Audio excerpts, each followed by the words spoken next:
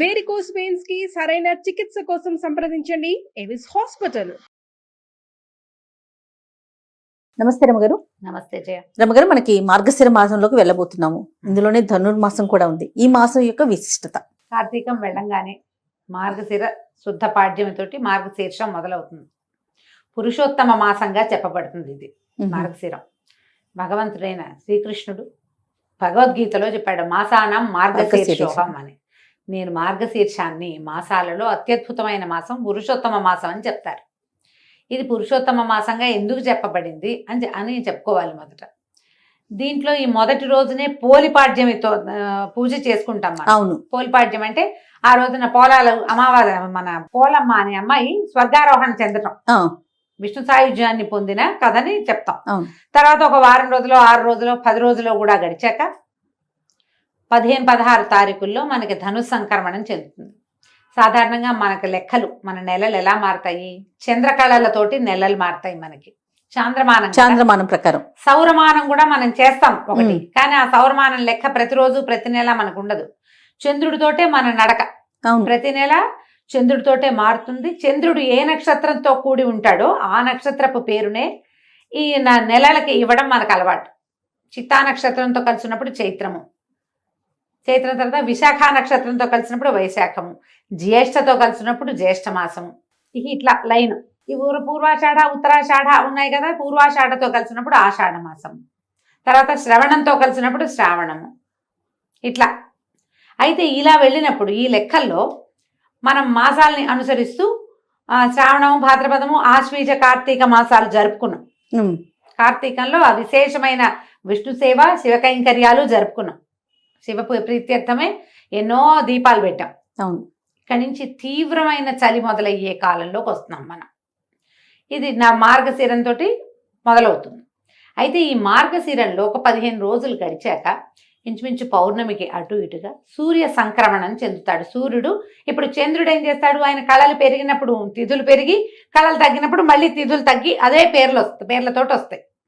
ఎట్లా? పాడ్యమి, విద్యా, తదియా, చవితి, పంచమి, షష్ఠి, సప్తమి, అష్టమి, నవమి, దశమి, ఏకాదశి, ద్వాదశి, త్రయోదశి, చతుర్దశి, పౌర్ణమి.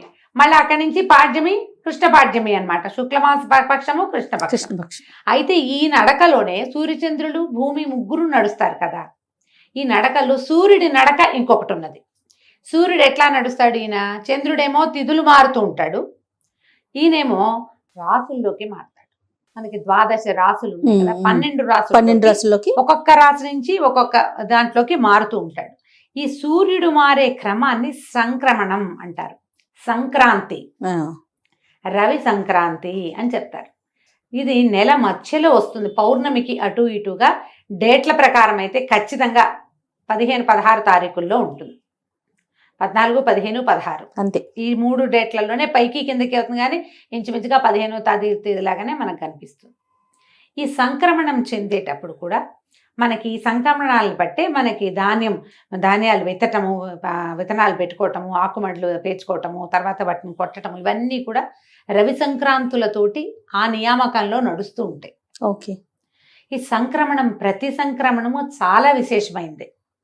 తులా సంక్రమణంలో ఉన్నప్పుడు కార్తీకం నడుస్తుంది, ఇది నడుస్తూ ఉంటుంది. ఇంకో సంక్రమణం కూడా అయ్యాక ఇప్పుడు ధను సంక్రమణం అంటారు దీన్ని. ధనురాశిలోకి మారతాడు సూర్యుడు. దాని తర్వాత ఏమిటి? దాని తర్వాత వచ్చే సంక్రమణము మకర సంక్రమణం. మనం సంక్రాంతి పండగ చేసుకుంటాం. ప్రతి సంక్రాంతి, ప్రతి రవి సంక్రాంతి కూడా పర్వదినమే. ఈ పర్వదినాల్లో ఏం చేస్తారు? అందరూ చెయ్యరు వాటిని, కానీ సంక్రాంతుల్లో పెద్దలకి మనం నీరు వదలటం అనేది, తర్పణాలు విడవటం అనేది ఒక పురాతనమైన పద్ధతి. ఇప్పుడు మనం ఏం చేస్తాము? ఏవో తద్దినాలని వాళ్ళ తిథి వచ్చిన రోజున, తర్వాత ఏమో సంక్రాంతి నాడు పెద్దలకు పెట్టుకుంటామని సంక్రాంతి నాడు పెడతారు. మహాలయ పక్షంలో పెడతారు. మహాలయ అమావాస్యకి తద్దినం పెడతారు కదా, తర్పణాలు విడుస్తారు, ఇంతే చేస్తారు. సంక్రమణాల్లో తర్పణం విడవటం అనేది ఒక విశేషమైన క్రియగా, పురాతనమైన పద్ధతిగా చెప్తారు. ఈ మొత్తం 12 సంక్రాంతుల్లో అత్యంత విశిష్టమైనది మకర సంక్రాంతి. ఎందుకంటే మనకు అప్పటికి సూర్యుడు నడక మార్చుకునే లక్షణం కూడా వస్తుంది అప్పటికి. ఓకే. దానికి ఒక సంక్రమణానికి ముందు జరిగేదే ఈ ధను సంక్రమణం, మార్గశిరంలో వస్తుంది. అంటే ఇప్పుడు చూడు, మకర సంక్రాంతి జరిగిన రోజున ఏం చెప్తాం మనం, ఉత్తరాయణ పుణ్యకాలం వస్తుంది. అవును. దేవతలు లేస్తారు, మెలకు వస్తుంది వాళ్ళకి. దేవతల మెలకుకి ఒక నెల రోజుల ముందంటే మన మెలకుకి ముందు ఏముంటుంది, తెల్లవారుజాము ఉంటుంది. అంతేగా, అంతేగా, మనకి ఉషోదయానికి ముందుండేది తెల్లవారుజామే. అంతే. ఇప్పుడు కూడా ఈ మకర సంక్రమణం దేవతల తెల్లవారైతే తెల్లవారు యొక్క జామ్ ఏది, దాని ముందు భాగం ఈ ధను సంక్రమణం. అందుకని ధను సంక్రమణాన్ని కూడా చాలా విశేషంగా జరుపుకునే పద్ధతి తెలుగునాట బాగా కనపడుతుంది. సౌత్ ఇండియాలో అంతా కూడా చేస్తారు, కనపడుతుంది బాగా. మనం ఈ ధను సంక్రమణం చెందగానే ఏం చేస్తాము, అందరూ చేసేది వాకిళ్లలో పీట ముగ్గులు వేయటం మొదలు పెడతారు, గీతల ముగ్గులు వేస్తారు. అవును. ఈ గీతల ముగ్గులు ఇప్పుడు ధను సంక్రమణానికి మొదలుపెట్టి నెలగంటు పెట్టడం, నెలపట్టు పట్టడం అని చెప్తారు. ఈ నెలపట్టు నెలగంటులో ఇంచుమించు శూన్యం, ఏమి ముహూర్తాలు ఉండవు, పూజా విధానమే ఉంటుంది. అందరూ చేసే ప్రాకృతికమైన పూజ ఏంటంటే వాకిళ్ళు ఉడిచి ముగ్గేసుకోవడం, తెల్లవారుసామని ముగ్గేసేయటం. అందరి వాకిళ్లలోనూ పేడకళ్ళాపులు, ముగ్గులు. ఇది నియమంగా కనపడుతుంది. తెలుగునాట గొబ్బిళ్ళు కనిపిస్తాయి. ఆవు పేడతోటి గొబ్బిళ్ళు చేసి తల్లి గొబ్బెమ్మ, పిల్ల గొబ్బెమ్మ, చుట్టూ తైవి, కృష్ణుడు, గోపికలు, గొబ్బెమ్మ గోపెమ్మ, చూడు ఎంత దగ్గరగా ఉందో. తల్లి పిల్ల చేసి దాని మీద చక్కగా ముగ్గేసి పసుపు బొట్టు పెట్టి బంతి పువ్వులు కానీ గుమ్మడి పువ్వులు కానీ గుచ్చి పొద్దున్నే అలంకారం చేస్తాం వాకిలికి. విష్ణు సంచారం కోసం చేయబడేది ఇది. అయితే ఈ 30 రోజులు మనకి 30 days పడుతుంది. ఈ సంక్రమణం నుంచి మకర సంక్రమణం దాకా 29 లేదా 30 రోజులు పడతాయి. ఈ 30 రోజులు కూడా అద్భుతమైన విష్ణువారాధన జరిగే కాలం ఇది. ఈ 30 రోజుల్లో మనకి శ్రీరంగంలోను ప్రతి విష్ణువాలయంలోనూ తిరుప్పావై సేవను జరుపుతారు. ధనుస్సుని, ఈ ధను సంక్రమణం ధనుస్సు లేదా మార్గళి అంటారు. ఈ మార్గళి సేవాకాలం జరుపుతారు. మామూలుగా మనకి తెల్లవారుజామున సేవాకాలం జరిపే ఇంకా ఏ కాలము లేదు.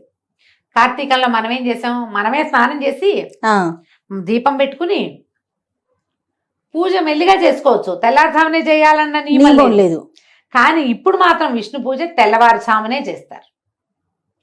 ఈ విష్ణు చిత్తుల యొక్క కుమార్తె అయిన గోదాదేవి పాడిన 30 పాసురాలని రోజుకొక పాసురాన్ని పాడుతూ రంగనాథ స్వామికి మేల్కొల్పులు చెప్తూ, విష్ణుమూర్తికి మేల్కొల్పులు చెప్తూ ఆయన్ని లేవదీసి సకలోపచారాలు చేసి పూజిస్తారు.